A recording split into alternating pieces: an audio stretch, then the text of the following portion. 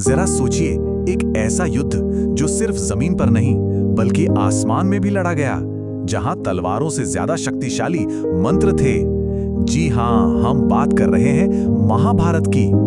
ये सिर्फ कौरवों और पांडवों का संग्राम नहीं था, ये था दिव्य अस्त्रों का एक ऐसा प्रदर्शन जो पूरे ब्रह्मांड की नींव हिला सकता था। तो चलिए आज इन्हीं महाविनाशक और रहस्यमयी हथियारों की दुनिया में उतरते हैं। अब सबसे पहले उस सवाल पर आते हैं जो शायद हम सबके दिमाग में कौंधता है। क्या सच में हजारों साल पहले के वो अस्त्र आज के न्यूक्लियर वेपन्स से भी ज्यादा ताकतवर थे? ये कल्पना लगती है ना, लेकिन कुछ अस्त्रों की शक्ति तो इतनी थी कि वो पूरी पृथ्वी को पलक झपकते ही खत्म कर सकते थे। आइए इस बात की गहराई में चलते हैं और सच जानने की कोशिश करते हैं। और जब भी इन दिव्य अस्त्रों की बात होती है तो एक नाम हम सबके जहन में सबसे पहले आता है, ब्रह्मास्त्र। शायद महाभारत का सबसे प्रसिद्ध और सबसे विनाशकारी अस्त्र। देखिए, ये कोई आम हथियार नहीं था, ये तो खुद सृष्टि के रचयिता भगवान ब्रह्मा की शक्ति का प्रतीक था। इसे चलाने का मतलब था तबाही, एक निश्चित तबाही, एक ऐसा विनाश जो किसी भी शहर, किसी भी राज्य को मिट्टी में मिला सकता था।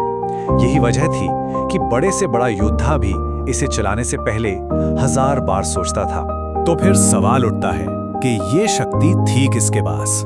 इसे हासिल करना कोई बच्चों का खेल नहीं था। पूरे महाभारत के युद्ध में सिर्फ कुछ गिने चुने महारथी थे जिन्हें ब्रह्मास्त्र चलाने का ज्ञान था, जैसे कि अर्जुन, द्रोणाचार्य के पुत्र अश्वत्थामा और दानवीर कर्ण। इससे यह साफ पता चलता है कि ऐसी अपार शक्ति हर किसी को नहीं दी जाती थी। लेकिन रुकिए, अगर आपको लगता है कि ब्रह्मास्त्र ही सब कुछ था, तो कहानी तो अभी शुरू हुई है। ब्रह्मास्त्र तो बस एक शुरुआत थी। कुछ अस्त्र तो ऐसे भी थे जिनकी शक्ति की हम कल्पना भी नहीं कर सकते, जो पूरी सृष्टि को दांव पर लगा सकते थे। जी हां, अब हम बात करेंगे भगवान शिव और भगवान विष्णु के सबसे शक्तिशाली अस्त्रों की।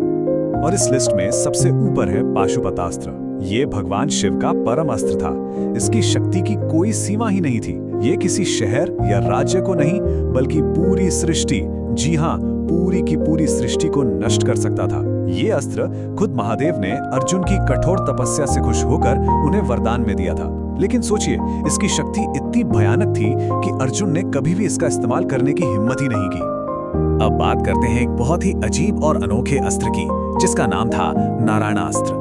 ये भगवान विष्णु का अस्त्र था और इसकी खासियत ये थी कि जितना आप इससे लड़ने की कोशिश करेंगे, ये उतना ही और ज्यादा शक्तिशाली होता जाएगा। मतलब इसका सामना करना तो इससे और भड़काने जैसा था। ये एक ऐसी पहेली थी जिसे कोई सुलझा नहीं पा रहा था। तो फिर सवाल ये है कि इस अजेय अस्त्र से बचा कैसे जाए?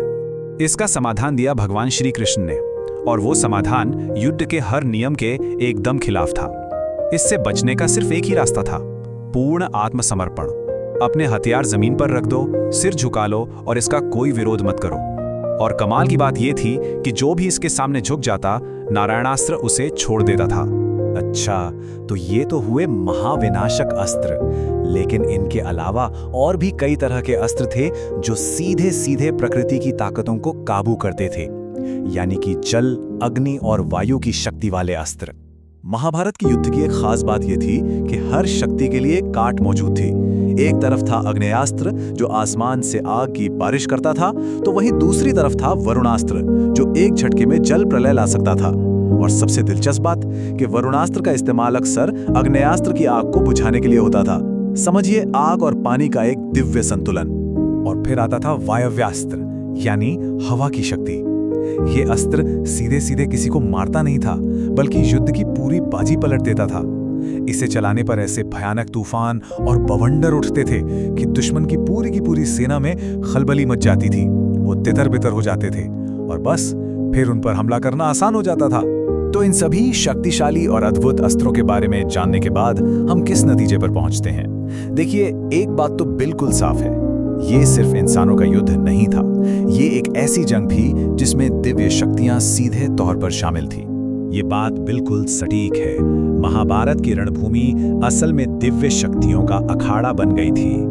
ये एक ऐसा महासंग्राम था जहां कुछ योद्धाओं के हाथों में इतनी शक्ति थी कि वो पूरे ब्रह्मांड का भविष्य तय कर सकते थे। उनके द्वारा चलाया गया हर एक अस्त्र पूरी सृष्टि का भाग्य लिख सकता था।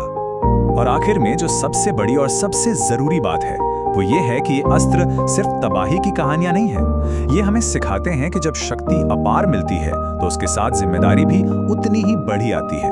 इन हथियारों का जरा सा भी गलत इस्तेमाल पूरी दुनिया को खतरे में डाल सकता था, और ये सबक आज के जमाने में भी उतना ही जरूरी है। अगर ये जानकारी आपको अच्छी लगी हो तो इस प्रस्तुति को लाइक करें, अपने दोस्तों के साथ शेयर करें और हमारे चैनल पीस ऑफ लाइफस्टाइल को जरूर सब्सक्राइब करें। धन्यवाद।